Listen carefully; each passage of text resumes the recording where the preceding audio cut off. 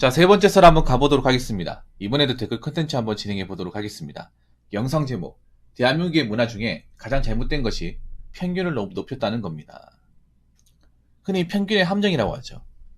이런 것도 굉장히 많습니다. 특히 미디어가 대한민국의 평균치를 말도 안 되게 올렸습니다. 말도 안 되게.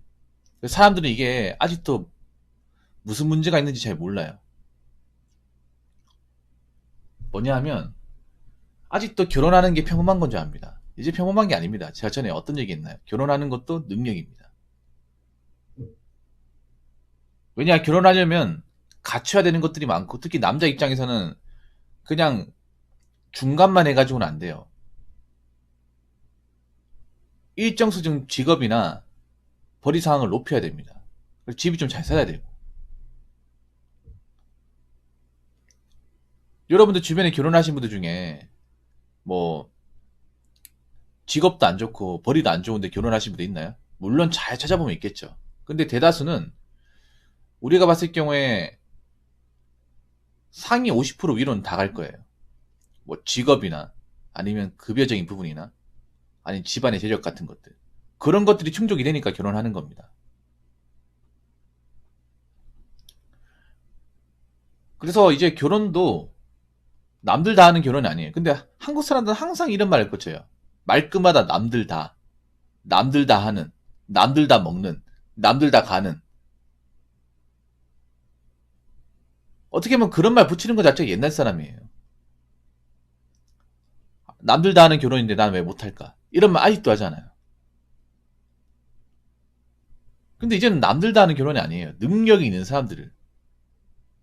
결혼할 만한 어느 정도 기반과 조건을 닦아놓은 사람들. 그런 사람들이 하는 게 결혼입니다. 앞으로 그렇게 될 거예요, 점점. 근데 이걸 아직도 평균으로 알고 있어.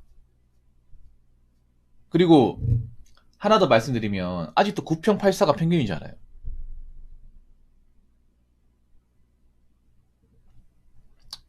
9평8사가. 여러분 9평8사 평균 아닙니다. 아파트 사는 것도 평균 아니에요. 근데 우리나라 사람들은 9평8사에 아파트 살아야 평균으로 알고 있어.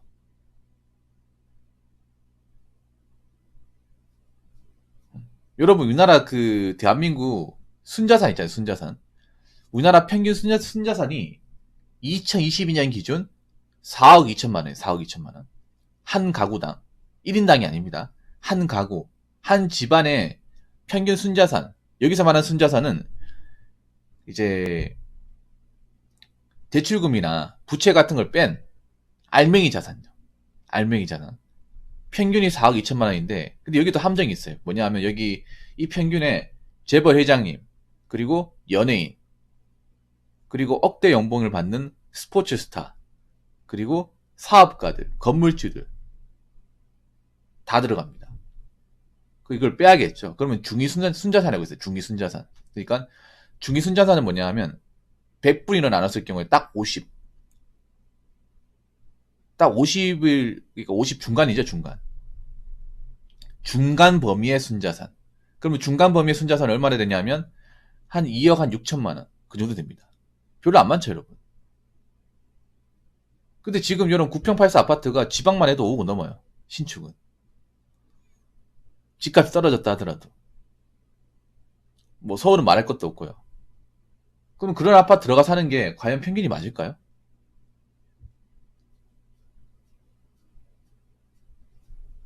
그러니까 우리나라가 보면 굉장히 평균을 말도 안 되게 올려치기 하는데 거기에 대해 사람들이 이상하게 생각을 못해요. 인지 부조가 심합니다. 좀 바보 같아요, 솔직히 말해서. 평균이 아닌 것들을, 객관적 평균의 수치가 아닌 것들을 평균을 알고 있는 것들이 너무나 많아요. 왜 그럴까? 그거 왜 그럴까요? 여러분, 뭐 대한민국 평균 소득도 그렇게 높지 않습니다. 높지 않아요.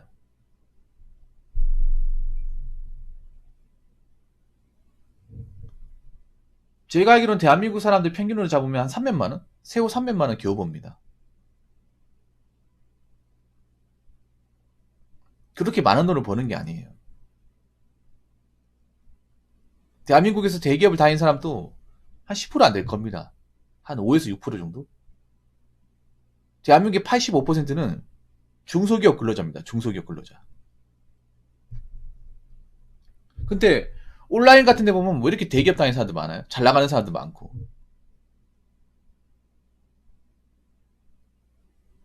이상하지 않나요? 대한민국 사람들 절대 다수는 중소기업을 다니고, 중소기업 다녀보신 분도 아시겠지만 월급이 뻔합니다. 뭐 중소기업도 이제 기업의 규모나 직원 수에 따라서 급여나 복지가 다른 건 사실이에요. 천차만별인 건 사실인데 평균치로 보면 그렇게 높지 않습니다. 근데 한국 사람들이 온라인으로 뭔가 이 올려치기 하는 것들에 너무 좀 중독이 된 것 같아요. 미디어도 굉장히 올려치기를 많이 하고 있고. 그래서 정말 근본적인 현실적인 어떤 중간의 범위, 평균의 범위를 망각하고 삽니다. 그래서 제가 한 번씩 이렇게 얘기해 드리잖아요. 대한민국의 평균은 그렇게 높지 않다고. 대한민국의 자산도 높지 않고 소득도 높지 않고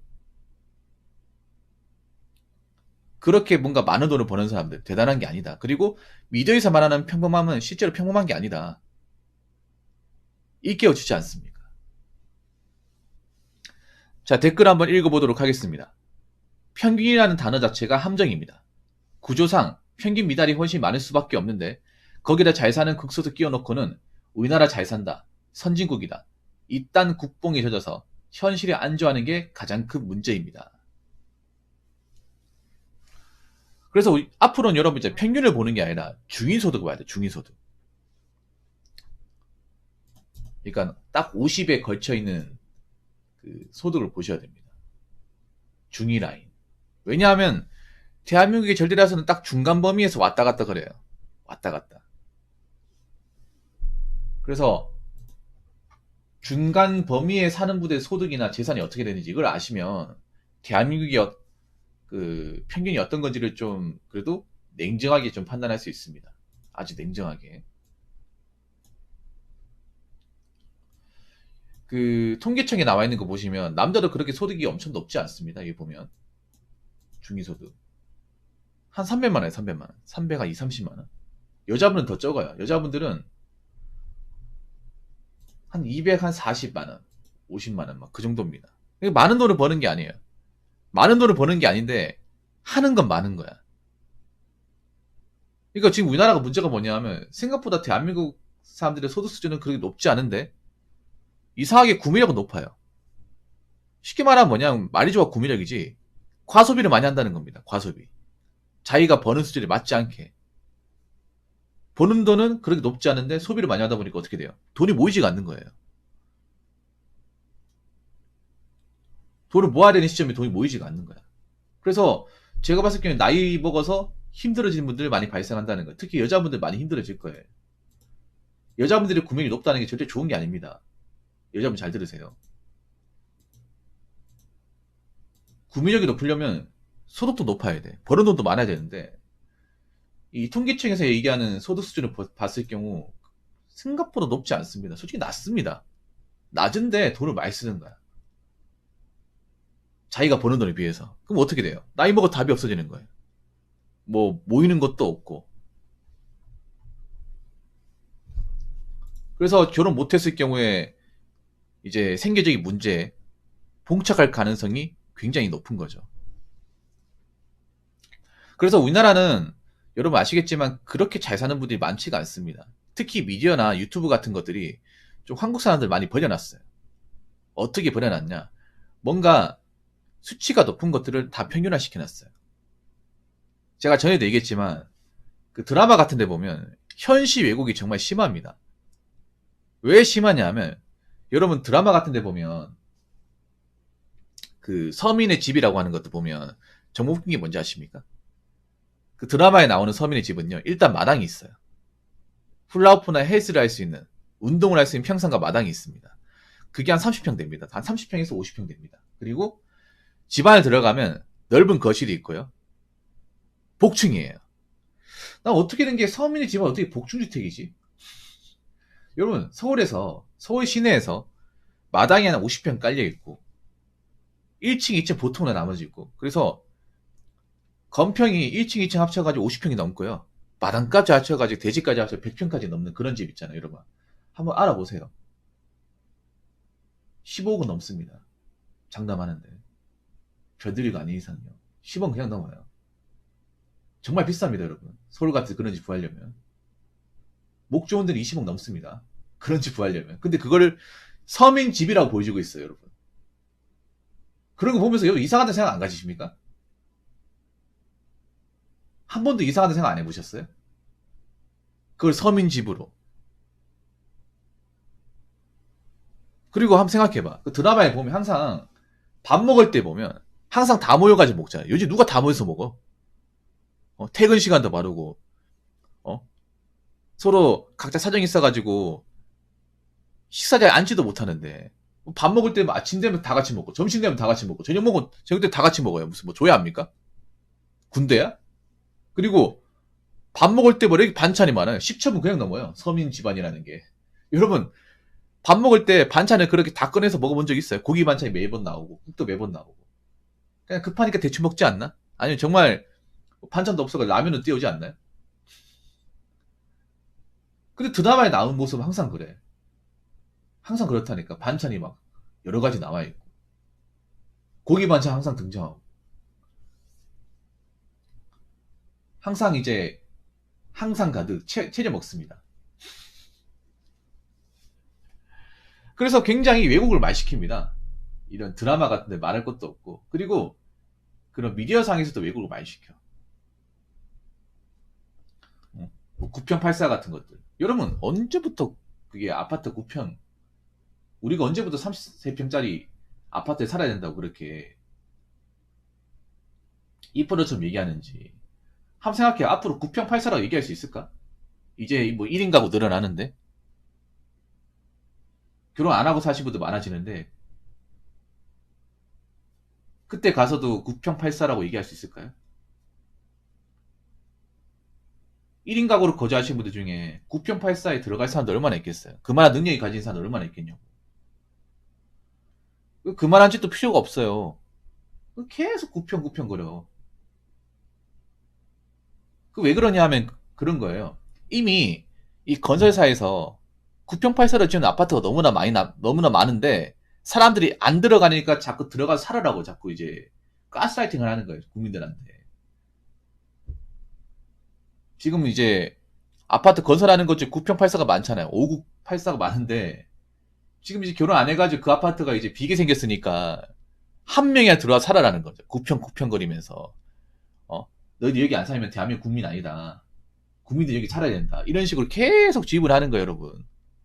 그래서 어느 순간 여러분들도 9평 아파트에 살고 있지 않은데 9평 8사라고 얘기하는 거예요. 참 웃기지 않습니까? 그래서 여러분 있잖아요. 미디어에서 얘기하는 평균은 어떻게 보면 평균이 아닙니다. 그래서 항상 우리는 평균을 보는 시야를 가져야 돼요. 그러니까 좀 객관적으로 보는 시야. 그래서 중간값 있죠. 소득의 중간값, 그리고 재산의 중간값, 그리고 부채를 뺀 어떤 순자산 이런 것들에 대한 기준을 명확히 알아야 됩니다. 제가 다시 한번 얘기하지만 우리나라의 어떤 보통 수준의 사람은요. 소득이 그렇게 높지도 않고 재산이 그렇게 많지도 않고요. 그렇게 뭔가 떵떵거리고 대단하게 살 수 있는 사람들이 아닙니다. 그래서 자꾸 미디어에서 올려치기 하는 것들, 평균 수치를 올리는 것들에 좀 설득당하지 마시기 바라겠습니다. 자, 이상으로 세 번째 썰 마치도록 하겠습니다.